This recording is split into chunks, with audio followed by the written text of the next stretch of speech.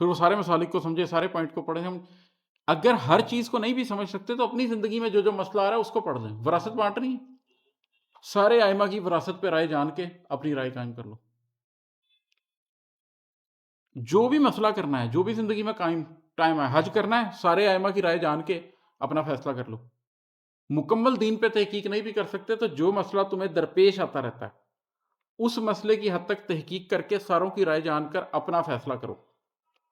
لیکن یہ اس کے لیے جو صاحب الرائے ہو،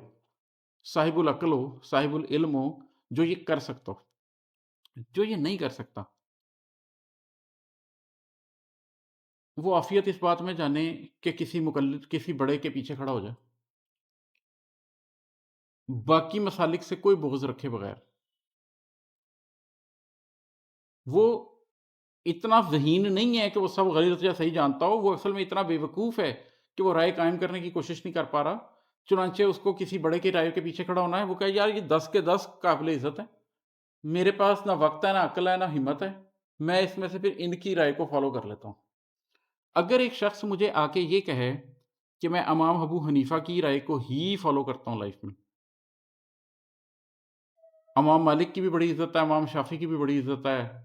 ٹھیک ہے، احمد بن حنبل امام کی رحمۃ اللہ علیہ ان کی بھی بڑی عزت ہے، لیکن میں جی ماڑا بندہ ہوں، بس میں نے ایک فیصلہ کر لیا، میرے ارد گرد حنفی تھے، میں امام ابو حنیفہ کی رائے قائم کر رہا ہوں، بہترین، نو پرابلم، زبردست۔ لیکن اگر کوئی مجھے آ کے کہے جی میں تو حنفی ہوں، ان کی رائے کو قائم کرتا ہوں اور یہ باقی سب غلط ہے، بھائی تم اتنے بڑے عالم نہیں ہو، اتنے ذہین نہیں ہو کہ تم یہ بات کر سکو۔ اگر تم اتنے ذہین ہو تو اب تم پہ پھر فرض ہے کہ سارے پڑھو، پھر آ کر مجھے بتاؤ، دلیل سے جواب دو، ایک ایک چیز کو ڈیفینڈ کرو، وہ کر نہیں پاؤ گے۔ مختصراً آپ کی بات کا جواب یہ ہے کہ مسلمان بنیں، اپنی مسلمانی پوری کریں،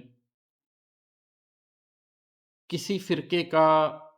حصہ بننے کی ضرورت نہیں ہے، اپنی سہولت کے لیے کسی مسلک کو فالو کرنا چاہتے ہیں، تحقیق نہیں کر سکتے، جس پہ آپ کا دل ہے اس مسلک کو فالو کر لیں، نو پرابلم۔ عقل رکھتے ہیں تو اپنی زندگی کے ہر ضروری مسئلے پہ تمام مسالک کو سن کر فیصلہ قائم کریں، اس سے بھی زیادہ عقل رکھتے ہیں تو پھر پورا مذہب پڑھیں، اپنی رائے قائم کریں۔